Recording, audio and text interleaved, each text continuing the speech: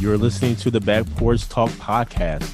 Danny and Jason had many discussions and debates on the back porch while making pivotal investment moves with assets. That's right, with trading cards.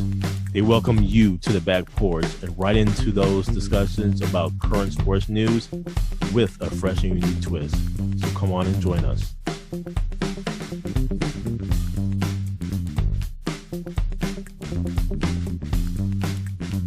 Welcome to the Back Porch Talk podcast. I'm your co-host Jason. Your co-host Danny.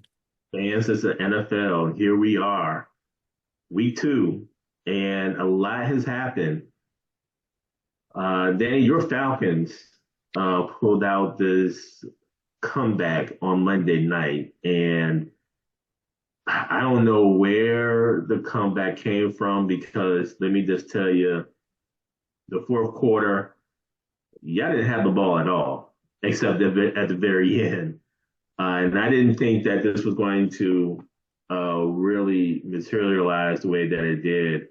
Saquon Barkley actually dropped the pass, and that, I think, did them in. But nonetheless, man, you got to give credit where credit is due. Kirk Cousins standing like a statue in the backfield, not getting pressured the whole game, which to me is just baffling. I think someone coming off of an injury, you test that injury out by rushing them. But nonetheless, man, the Falcons go into Philadelphia and upsets the Eagles. More importantly, I'm baffled. 22-21, Falcons takes it. What say you, Danny, about your Falcons? Jay, this game was a little frustrating from the mere fact of in the first half, we had multiple opportunities in the red zone, green zone to score, and we ended up with 3. Where I thought we were in trouble because we're letting Philadelphia hang around. And Philadelphia was gashing us on the ground. Jalen Hurts had a big game on the ground, over 80 yards rushing. Saquon, like you mentioned, had a great game on the ground. And I was just frustrated from the standpoint of we couldn't score, but that's typical Falcons. Younghoe Koo gets in. You see him running out on the field. It's like, man, we blew another opportunity. But credit, man, for Kirk Cousins bouncing back. And I just didn't understand Philadelphia's game plan on the defensive side of the ball because there was a play in the fourth quarter where we went for it on 4th and 1 in Philadelphia, in our territory on the 40. And Bijan got stood up. And what did they do? They came straight up the middle. But no other time during that game, in that last drive, where Kirk Cousins got the game-winning drive, where they were just playing prevent. And Kirk Cousins took full advantage. And that's where, from a Falcons fan standpoint, that's what you want to see from a leadership, a veteran, because Desmond Ridder, Tyler Heineke may or may not have done that, but he was able to take advantage. And it was good to see Drake London get in the end zone. Bijan had a great game. Tyler Algier had a great game on the ground. Ray McLeod had a great game receiving. And he actually had pass interference they didn't call at the end, too, before Drake London scored. I'm like, come on, man, there's some home cooking. Jesse Bates got the final interception to seal the game, where we got to Jalen Hurts.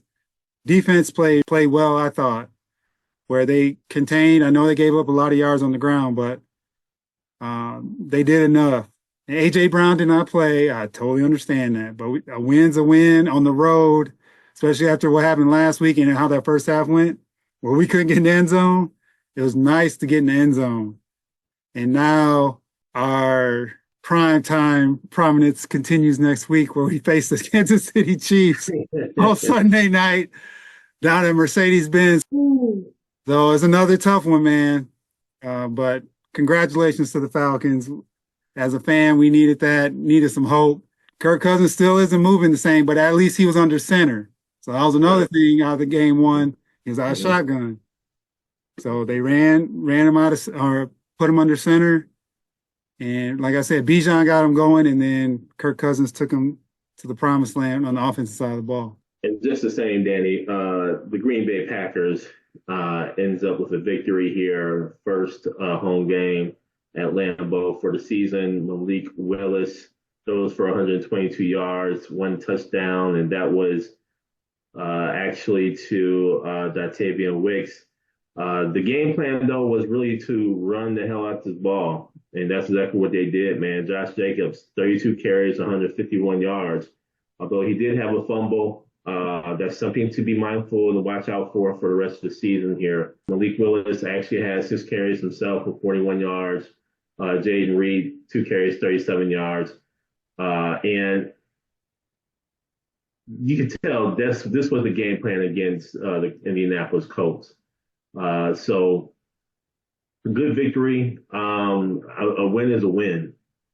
And it seems like Jordan Love is targeting week 5 to come back, and we'll see what happens there, man. But Danny, there were just several games in the NFL this weekend that just had my attention. One game in particular, one game that I have to make note of here is the Saints. The Saints against the Cowboys. They go into Dallas and whoop up on the Cowboys, 44-19. They ran the hell out the ball too. Mhm. They used the same game plan I think we did when we played them in the playoffs, and the Saints are putting everybody on notice, more so in the NFC. And so you have to watch out for the Saints. The Buccaneers go into Detroit and beat up on the Lions, which is good for the division for my sake. Uh, Buccaneers 2020, Lions 16. The other game of note for me, Danny, was that of the Chargers and Panthers. And it's of note because after the game, the next day, it was determined that Panthers are going to bench number 1 draft pick from last year, Bryce Young. Bryce Young had 18. So he went 18 for 26 for 84 yards and interception. And all through the highlights, man, all I can see is Bryce Young running for his life. I feel bad in the sense that he was drafted into a predicament, into a situation in where you have, in a sense, kind of new ownership, new coaching staff, new system. And I just want to see, Bryce Young to succeed.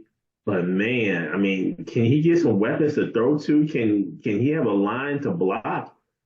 Can he have just a little bit of time just to go through his progressions? I think we'll see more when Dalton plays the Raiders, who they play next. That's going to be an interesting game.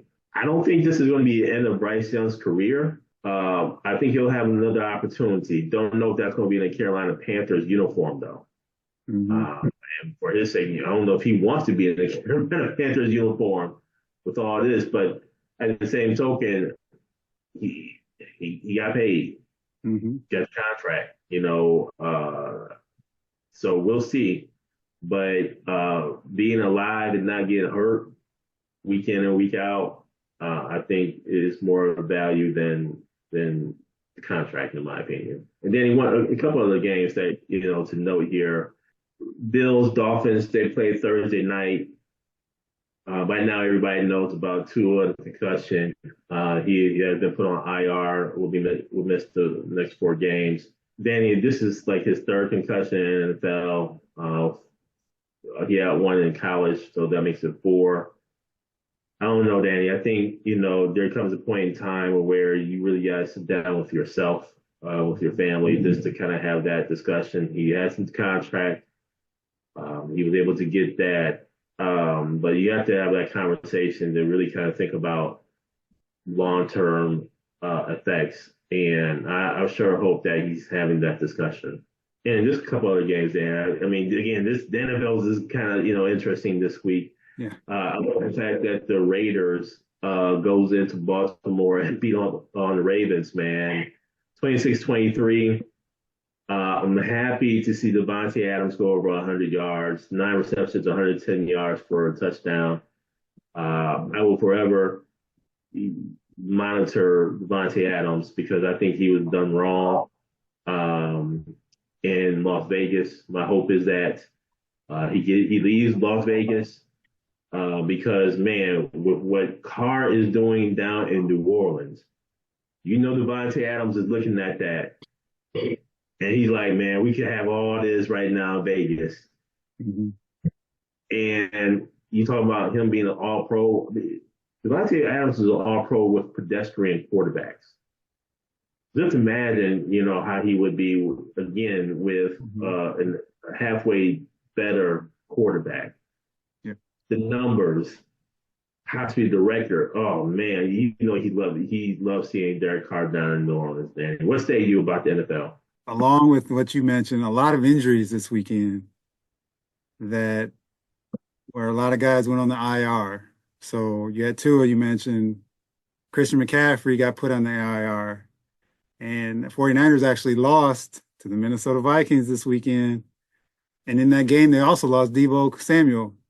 As far as after the game, he had a calf strain, and now he's out a couple weeks. That was a big loss, I think, from their perspective, early in the season, of course.